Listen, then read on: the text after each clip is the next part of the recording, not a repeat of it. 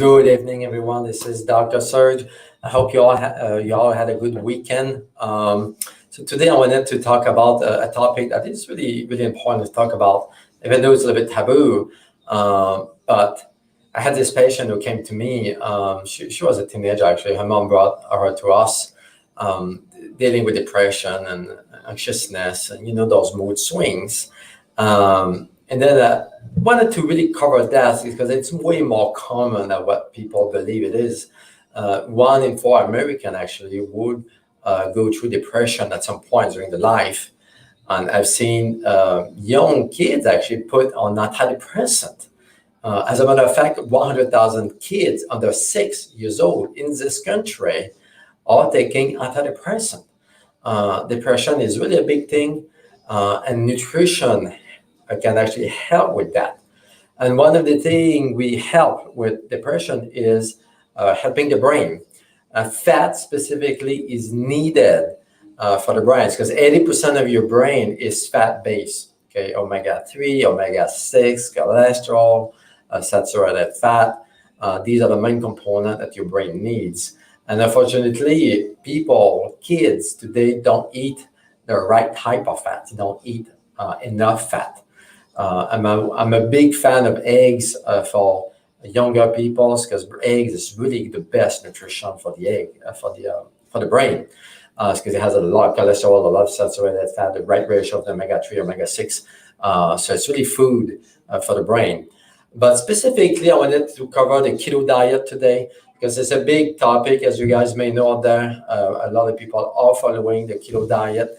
And I came across this article entitled "A Ketogenic Diet as a Metabolic Treatment for Mental Illness." Okay, so that was really interesting because keto diet was mostly developed back in the days for epilepsy. Kids or people suffering from seizures, they would be put on keto diet and it would get rid of the seizures. And we know today this is the best approach for seizures, for epilepsy. But we are starting to see that keto diet has other benefits. And one of it is mental illnesses, because one of the reasons is when you are on the keto diet, you are actually consuming a lot of fat. So if you eat the right type of fat, you're going to start feeling better.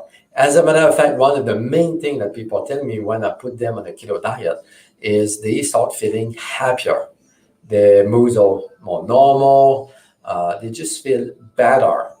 And this is kind of what this article is about is the authors summarize that it is important that clinicians are made aware of the trajectory of the evidence for the implementation of keto diet in mental illnesses, such as metabolic intervention, provides not only a normal form of symptomatic treatment, but one that may be able to directly address the underlying causes of the problem. At the end of the day, what they say is the keto diet actually address why people are depressed.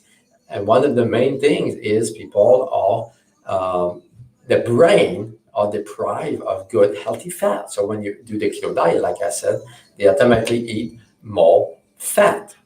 Okay. Second point I wanted to bring about when it comes to mental illnesses and brain is I came across this study that came out a few weeks ago. They showed that for cognitive decline, brain fog, Alzheimer's disease, the best 2 things you can eat, it's cheese and drink some wine. Okay, we all know about wine. If you look at the French, the Europeans, they drink their wine pretty much daily. And they are really healthy. There's no cancer, there's a lower rate of heart disease, and a lower rate of brain problems, Alzheimer's disease, and so on and so on. So we know that wine is part of a healthy diet. The problem that we are having when it comes to wine is most of the wine that people are using actually have a really high amount of plastic particles and pesticides. Okay, pesticides, Roundup, all those fungicides, chemicals end up into the grapes, the wine. So grapes is the second crops that use the most pesticides. The first one is coffee beans. So if you drink coffee, make sure that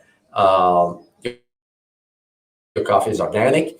And the second crop, like I said, is grape. So if you drink wine that is not organic, that is just conventional, you most likely ingest a lot of pesticides. And there's more and more research now showing this problem with wine is that you start to have a pesticide issue in the body. Pesticides are neurotoxic. They're really toxic for the body, for your liver, for your GI, for your thyroid, for your brain, and so on and so on.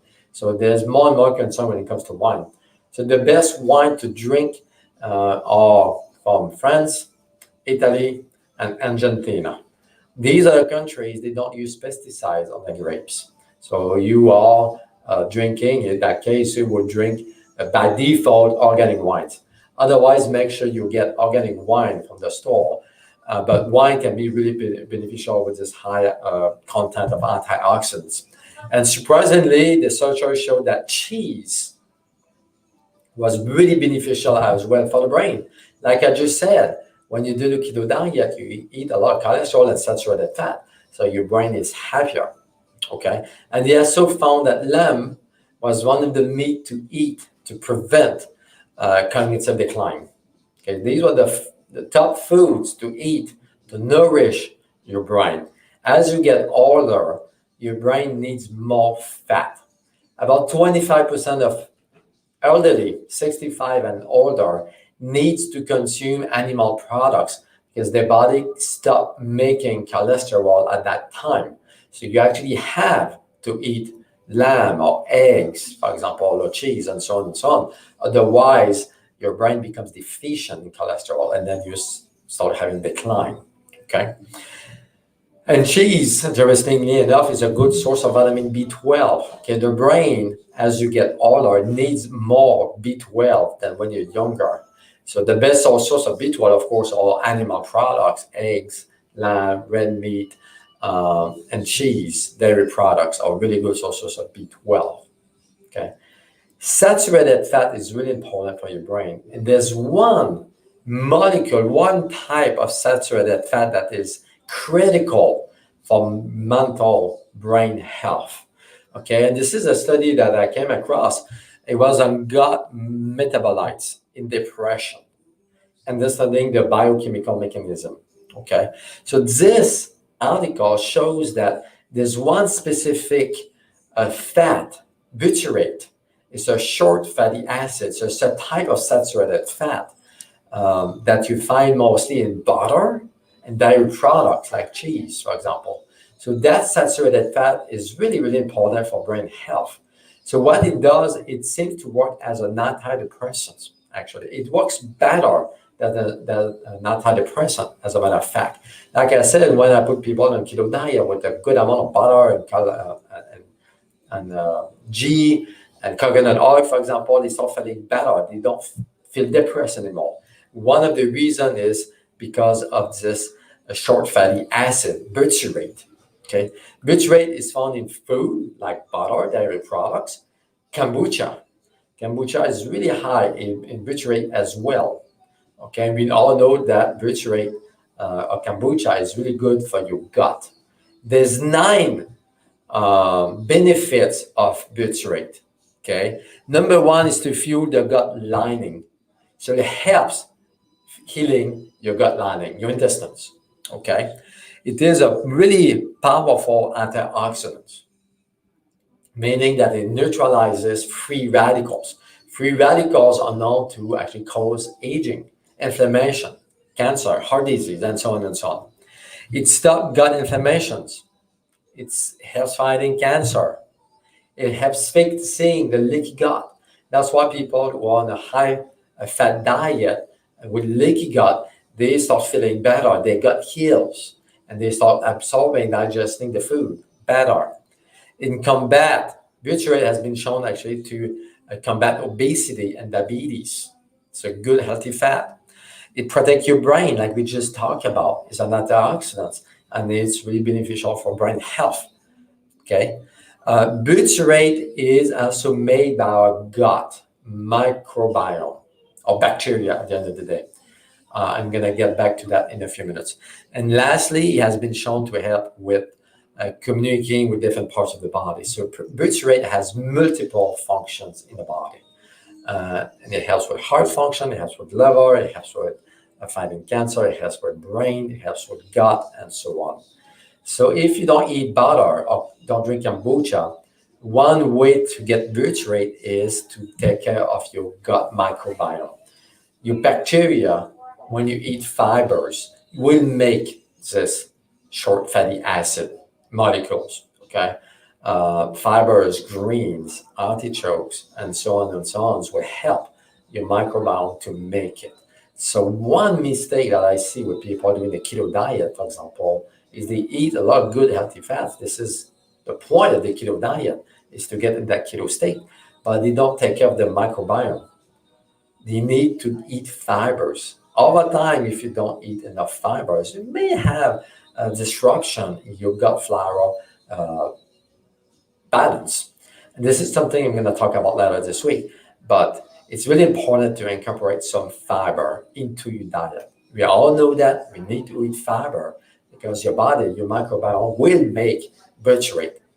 On top of that, if you have gut issues, you may not have the right bacteria for the body to make it. So you actually have to consume it. Kombucha, butter, best sources.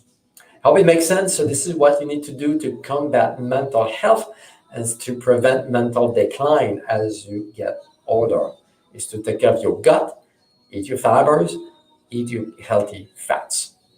Thank you for watching. God bless you all.